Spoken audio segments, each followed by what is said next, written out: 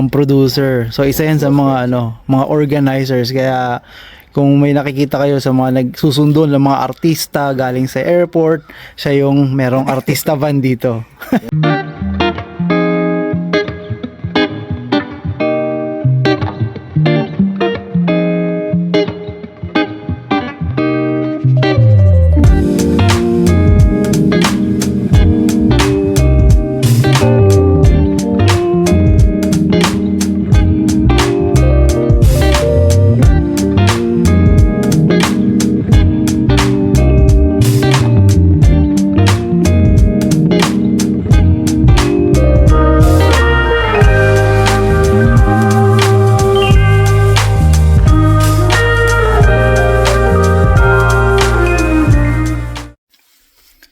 Okay, good morning everyone, and it's around 7 o'clock in the morning. Dinala ko yung sasakyan dito sa isa sa mga kaibigan natin dito sa Maple, si Boss Jean. So, papagawa natin yung sasakyan dahil hindi siya sira, pero papagandahin. So, dito ako ngayon, idadrop ko yung sasakyan dito para gawa ng ceramic coating para ma-protectionan yung sasakyan, at sa murang halaga, siya yung gagawa nito. Dito ako sa may Amber Trails. Ganda ng lugar dito talaga. Mga pang mga pang big time na mga bahay. Pa thunderstorm. Dito natin ita-drop yung sasakyan. Look at that. Good morning. Maulap na panahon. Sabi bahay nila. No? Welcome Boss G, no? Ayan, no? Siya yung mga siya yung nagko-comment sa section box. Hi guys. Yan. So yan, siya yung gagawa ng ating ceramic coating sa sasakyan. Siya na ang bahala. Ako na bahala. Kawawa. Siya natitira. Kagising mo na, boss? Hindi, kanina pa, 6:30. Nagbabad ako ng paa ko. Sumakit. Bad. Yan, uulan nga eh. Play now, later. Sakit. Pay later. Pain later. Yan kasi kagabi, naglaro kami ng basketball. So yan. Oo. Diba? Ang hirap ng may ganitong plantar. At tatanggalin. Oo. So, talagang papakinisin mo ngayon. Yeah. Yun, oh. That for sure. Yun ang dun eh. Yun na. So, paano pag merong kukontakin lang ako niyan pag may nakita. So, siya lang, oh. Siya yung gagawa. Kung meron kayong gustong ipaserapi, ayan na. Oh, thank you guys. Yun. Advance na yun. Advance na yun. Ito mga tropa namin. Magka-tropa kami ni... tawag namin sa kanya kaysa tawagin dyan Tigno, masyadong mahaba. Masyadong mahaba. JT, yun. So, ganun talaga pag may mga connection tayo sa Maples eh. Kami lang yung magkakatropa dito. May ganda rin yung may activities tayo eh. Tama. Hindi lang puro basketball, kailangan life balance yan eh. Dito sa atin? Sa atin. Oo. Yun naman talaga ang natin, kailangan. Nung una, wala akong activities. Dalawa lang kami ni Mrs. Nagpipishing lang kami. Siyempre, kailangan mo rin something like libang-libang, hindi lang. Pero nung yun, nakakilala namin si Chris and then si Kuya Nato, naglalaro na kami sa outdoor. Yan. Nakakita ng naglalaro din na same time na hilig din natin mag-basketball. Dumami ng dumami. Hanggang yun, na-meet ko si JT. Ayun, ayos. Mga iba pang tropa dito sa Winnipeg. Sana maulit natin yung tawag nito, yung like sila Jobert, di ba? Sila Jobert na baka basketball. Hopefully, makaulit din natin sa ibang artist naman. Yun. O ibang celebrity guys. Bukod sa pag-detailing, siya ang isa sa mga organizer dito sa Winnipeg kung saan nagpapapunta yung mga artista. Yeah. Siya yung may-ari ng artista van. Meron tayong close friend na si ACC Service. Si Boss Alex. Siya yung founder ng producer. So isa yan sa mga mga organizers. Kaya kung may nakikita kayo sa mga nagsusundo ng mga artista galing sa airport, siya yung merong artista van dito. Tulungan din natin yung ating mga kaibigan. And dito lang din naman nag-umpisa yun sa Maples, di ba? Or matagal na rin? Matagal na rin yun. Actually, nung hindi ko pa na-meet si Boss Alex eh. Meron na rin? Kaya, nung una niya mga project, yung mga kamikasi. Oo. Hanggang sa na-meet namin.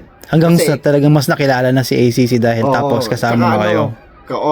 Worker din ng sister-in-law ko na youngest sister-in-law ko si Alex before. Oo. Kaya na-meet na rin namin siya. And then, ayun na.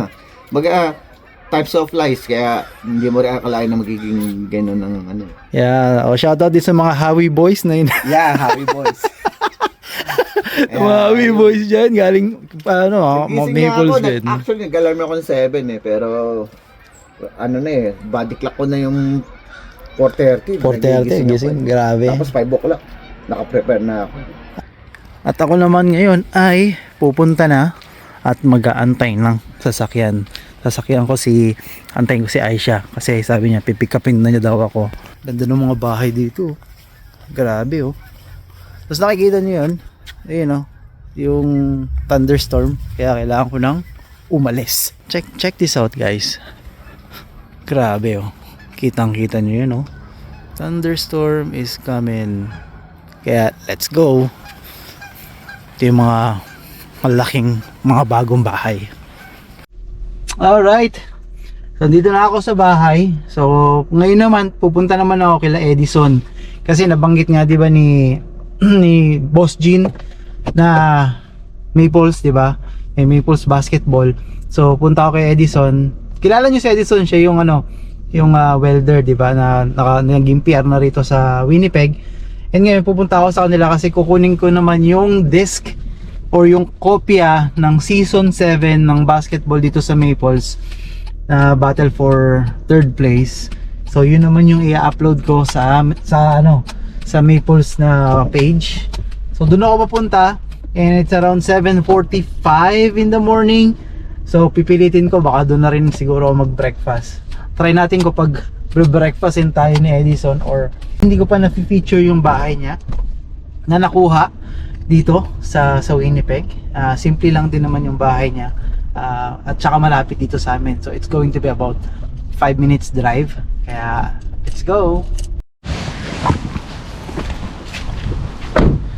Oh, look at those. Dito na ako kila Edison. Yan.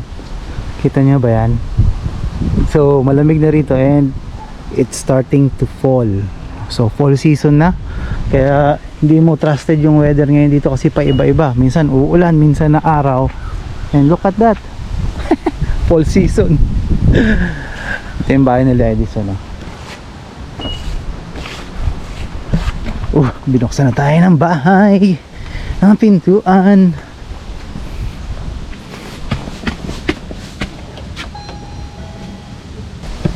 So umagang-umaga nangangapit bahay na naman ako sa pangalawang bahay ngayong araw na to. Siyempre, kahit na nakabukas to, hindi tayo pwedeng pumasok basta. Good morning, sir! Good morning, sir! Yan o, si Edison. Pasok po kayo sa aming munting Tahanan. magulo. Gio! Bless ka, bless. Bless, Gio! Yan o. Hindi kayo nabutan ng ulan. Hindi naman. Paano na paulan. Pero ano lang hindi naman ganun kalakas. Sige, okay lang. No? Hindi, sige, dito ko na lang to. Sayang ang linis ni Kat. Tingnan mo nga lang. Kagagaling ko kay Boss Jean eh. Kay Pres? Oo, kay Pres eh. Pinaserami ko yung Nainggit ka kay JP. Nainggit ako kay JP pero sa magandang presyo naman kay Pres. Yun laptop. So, bali transfer na namin yung file dito dun sa season 7 na basketball, na battle for 3rd at saka ng championship. So, siya yung naging video noon. Siya yung nag-video, si Edison. Kaya yan, transferring file muna habang ako ay nagkakape na dito. Ito na ako nagkape sa bahay nila. Ayan. So, ayan si Gio. Gio! Where are you, Gio? Ayun o.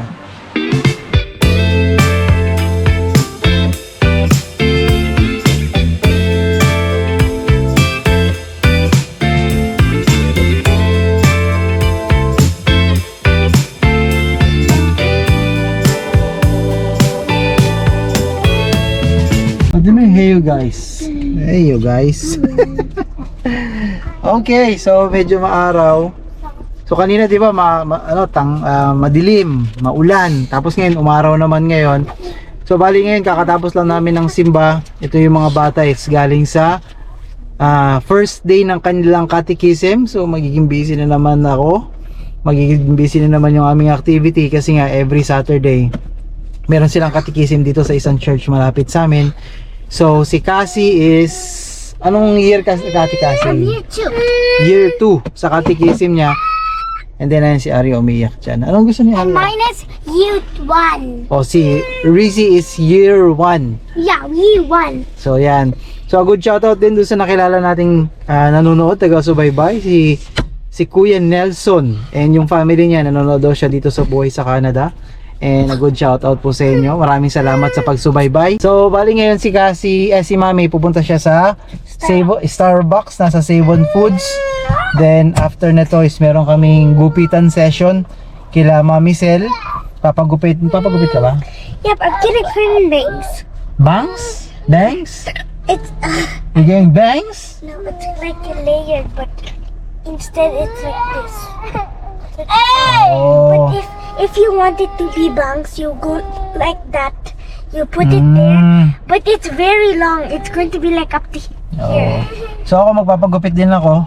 Tamang trim lang. Ate Rizzy, are you going to cut your hair? Again, buckles. Are you going to cut your hair too? Just a trim.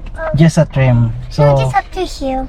tapos kakainan din kila Ate Sel, mag-shabu-shabu. Shabu Then, shabu! Shabu shabu! Hindi ko alam kung sila Paul and yung ibang mga ka-basketball admins ng Meadows at saka sa Stanley's nando doon. So yan. And Guys, I got glasses. get glasses. Yeah. So yun lang muna siguro yung update. So punta namin kayo mamaya. Open it. Tingnan natin. Open Pupunta tayo kila Open this thing. So pupunta tayo kila Kuya Billy. At doon tayo mag-dinner for today.